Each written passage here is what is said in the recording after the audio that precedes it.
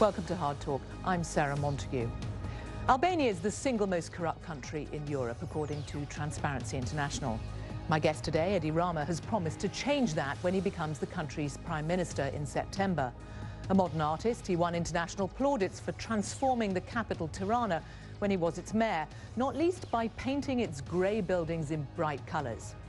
He's now promised a renaissance for the whole country. So can a former artist succeed where previous politicians have failed?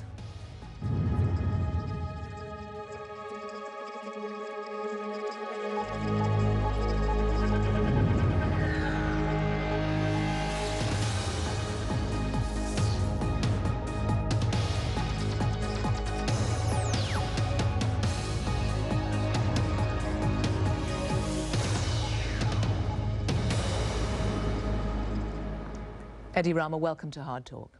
Thank you for inviting me.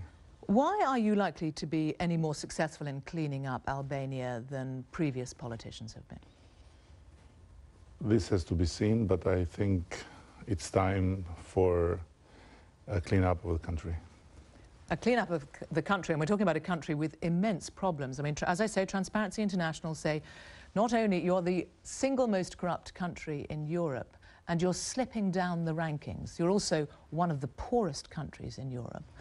How are you proposing to address those challenges?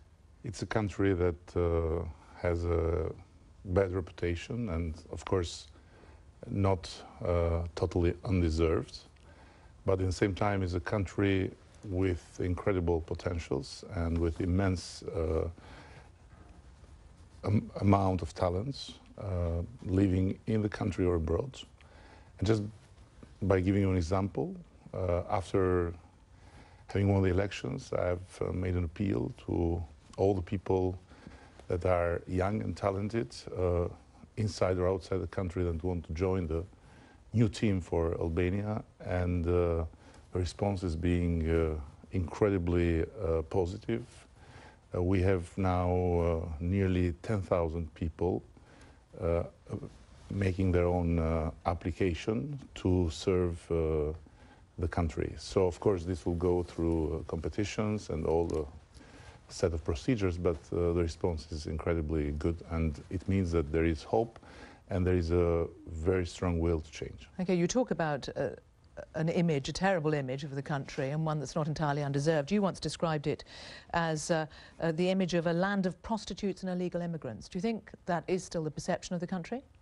This was something I said in the 90s when... In 2003 you were reported as saying it. When, in? 2003. Maybe, but it's a long time ago. It's not true any longer? When really very insisting stereotype was quite disturbing for Albanians and for a population that do not deserve to be described as living in a country of prostitutes and so on. But in the same time, as I said, it's not totally undeserved image. We have done little to tackle it. And as a matter of fact, under the scrutiny of the European Union, because of our process towards the European integration,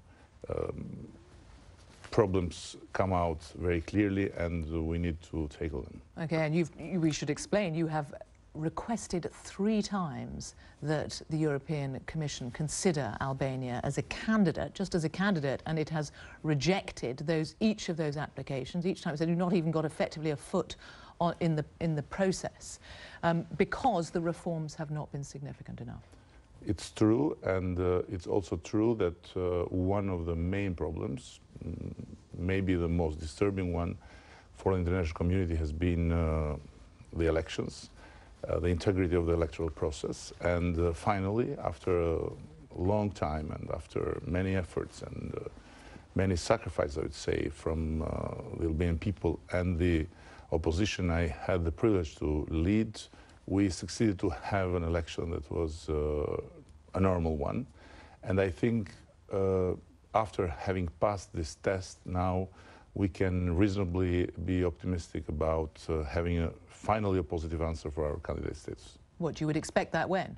I think so. I When? think so, and This year? I'm very hopeful that this will be the case in December or next spring. Okay, well, they have many concerns, not least corruption, which we'll get onto in a minute. But let's talk about that election, because you talk about the immense challenges in turning the country around. It's not clear, though, that the public necessarily think that you are the man for the job, because you are, after all, 8 years in opposition, and yet in these elections you only won one more seat than in the elections of 4 years ago.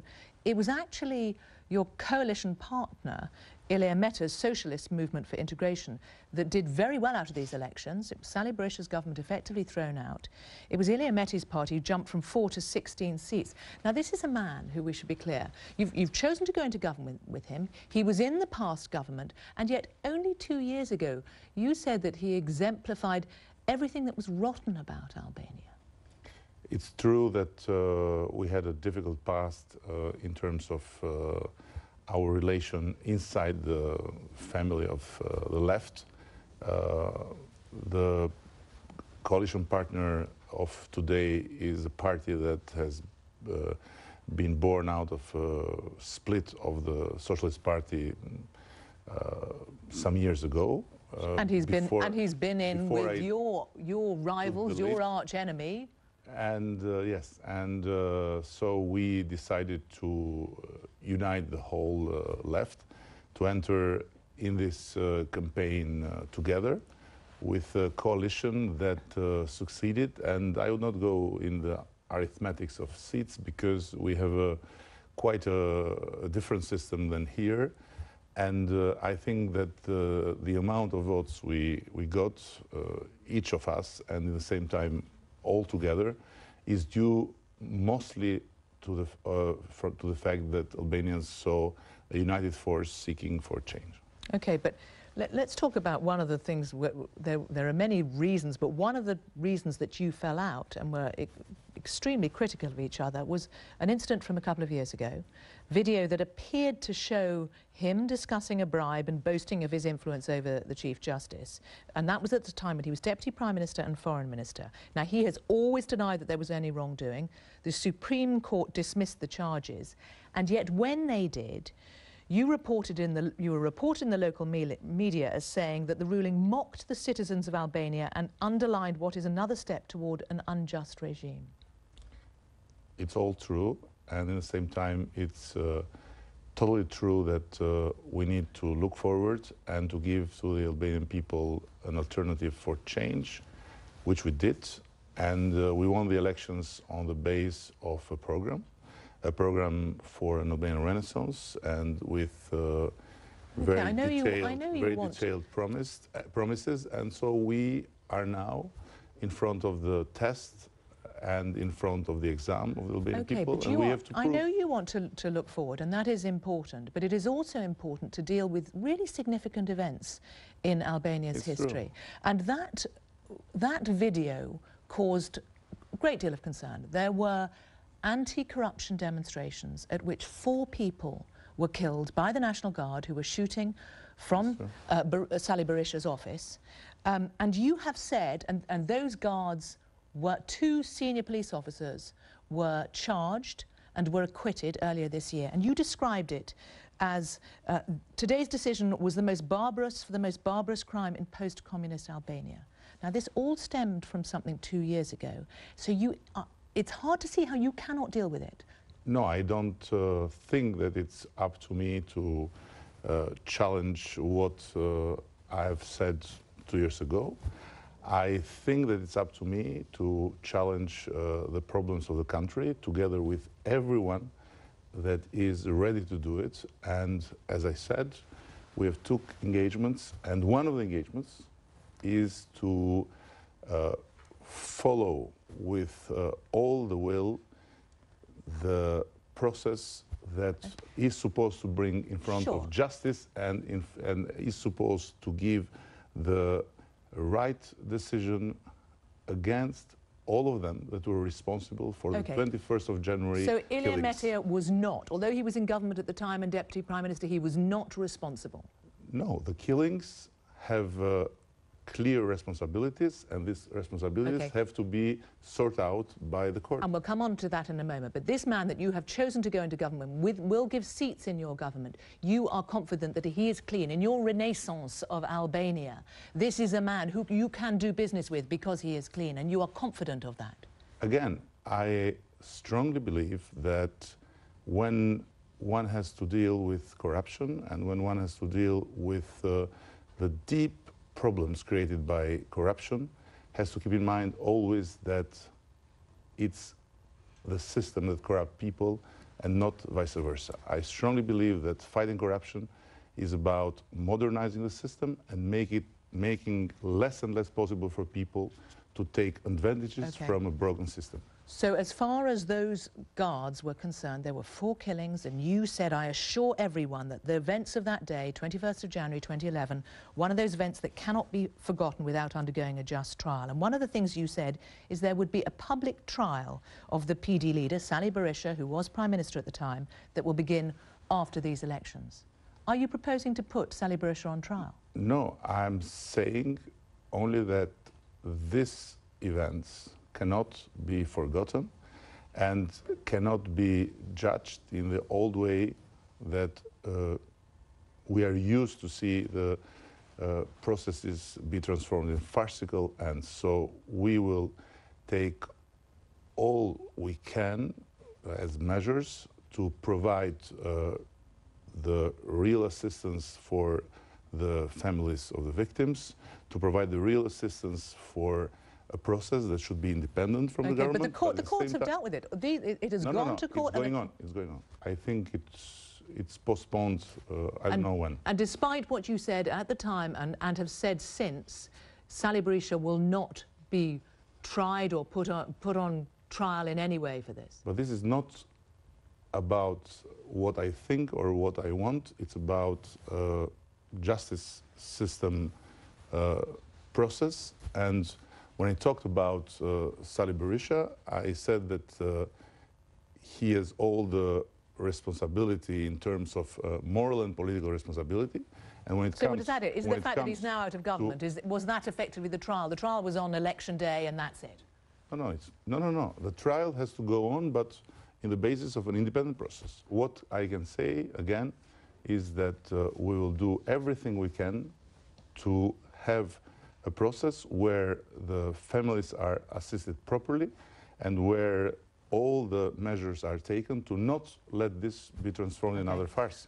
Let's move on to corruption, or move on to talk further, because it is one of the biggest concerns about the European Union and about many Albanians. And one of the things that your now colleague in government, Ilia Mete, said of you a couple of years ago was that you had turned Tirana into a big laundry to clean dirty money. How clean are your hands in this system that you say makes everybody corrupt? Now, we live in a civilization in which it's the accusators that have to prove the accused and not the accused to prove that they are not what they are accused for. So very simply I say that we have left for a long time in a political process that has been mostly about accusations and allegations, a kind of old politics that I want to leave behind, and that people of Albania want to leave behind, because yes, it goes to this question. I mean, you make another level, and the elections have been the proof that once we got on another level, talking about but let's talk about the way of life in Albania. Let's talk about the way of life. Things have shown that people have chosen the alternative of leaving all of this behind. Well, okay, so which means what in terms of what you are going to do about it? Because you say it's down to the system. You've said before that, you know, if you put an Albanian civil servant into Germany, they'll not be corrupt because there's no space for it. But if you put Germans into Albania, after a few months they would be. It's not the people, it's the system. Exactly. So I ask you, if it's a case of the Albanian system and it's a system that you are in, are you therefore corrupt? No. It's something completely else I'm saying. And I have proven by leading for 11 years the municipality of Tirana, that modernizing a system of administration, you can tackle corruption, and I hope that all the recognition I've got internationally has been a proof that this has worked. So okay, modernizing systems. You're talking about a time where, when we talked about Transparency International, Albania's slipped from 95th out of 176 countries to 113th over the last few years. Yeah, it's an evaluation of the governance, and I have never been in government. Okay, so what are you going to do about the fact that people have to pay doctors? They have to. I mean, when you, it's not just doctors throughout the Albanian system. I know. Well, tell us. Explain. What is it? What everything you need doing in Albania, you have to pay money to get it done smoothly. Okay, and there are very important experiences of others before that corruption is not God punishment that will go on forever. It's something that can be tackled and can be defeated. And let me give you an example. For example, we have a big problem, and it's old, in the management of customs and of tax collection, where there is a lot of corruption. And that's why we are working hard to set up a new procedure and call help from international bodies like, for example, Crown Agents, the British agency that has already made success stories in Bulgaria, in Ukraine, in Slovenia, in Macedonia and others, transforming the very corrupt Bulgarian customs at that time in customs that are working normally. Customs now in Albania? It's what I'm saying. So how clean is it now? So it's corrupt, and it's what I'm saying. You asked me what I'll do. I gave you an example. I can give you many other examples. We have to find the way to make reforms in the healthcare system that will transform the system from a broken one to a functioning one. And the judiciary, because you'll know that there is analysts like Global Insights talk about one of the things you will have to do is to go in and effectively purge the civil service for a start. Get rid of all those people who have senior levels, and people say you're talking similarly about the judiciary, about re-establishing the police. Are you going to have a wholesale clear-out of people within government and the administration of Albania? No, we don't need to do this. I strongly believe that there are very valuable people also inside the broken system. And as I said, what we need is to transform the system. We are not in the position to have to invent anything. We have just to follow success stories abroad. There are many success stories, even in very difficult situations, much more difficult than in Albania, that shows that corruption is defeatable and will defeat corruption. And of course, this needs very deep reforms. This needs a very strong will. But we have both. We have the platform for reforms and we have the will. Okay, now you also have a broken economy at the moment. You're not in recession. There are countries, many countries that are. You are not, but only just.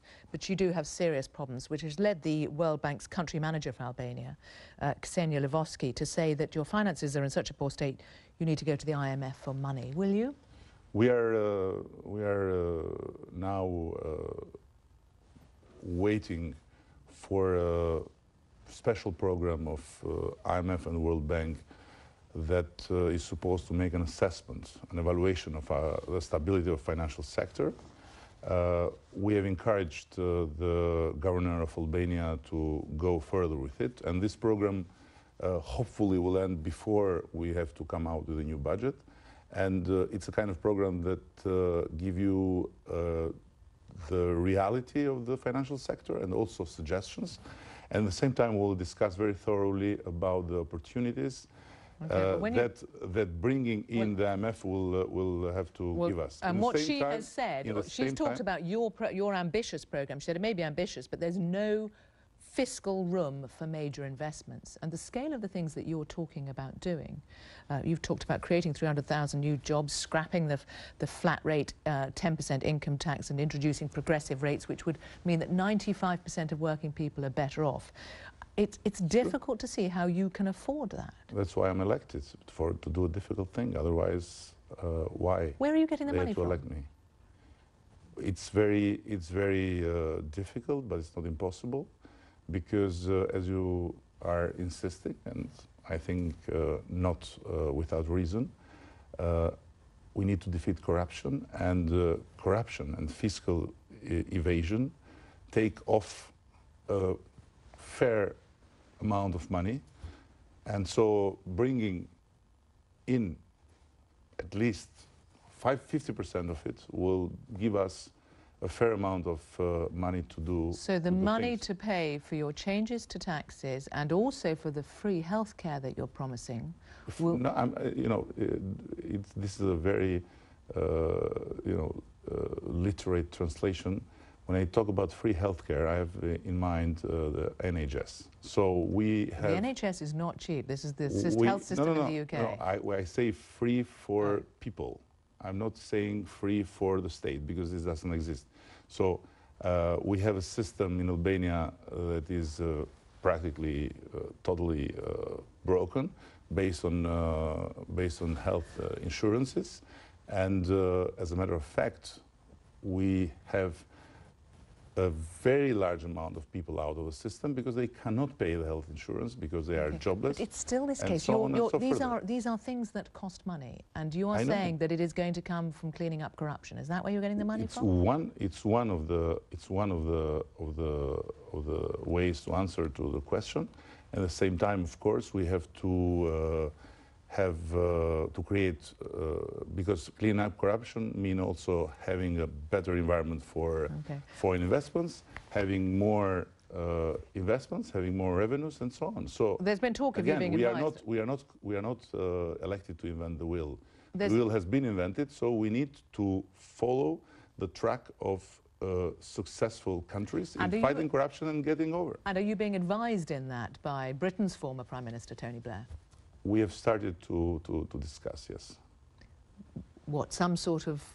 To discuss on how he can help us in setting up the whole operation, and of course in prioritizing and going forward based on some priorities to not lose focus and to get reforms done. Which will turn Albania into a what? We talk about whether it's a land of prostitutes and illegal immigrants. What should the perception of Albania be? Nice, normal, and very attractive Mediterranean country. Small one, but functioning one. And this is absolutely possible because, as I said, we have not a functioning state, but we have people that have shown that when they are put in a condition to work, they do great, as they do here, as they do in Italy, as they do in Greece. So the same people, they are the same Albanians. When they are here, they respect the rules. When they are there, they try to escape because the rules are written but are not implemented. Edi Rama, thank you for coming on Hard Talk. Thank you. Now, if I can ask you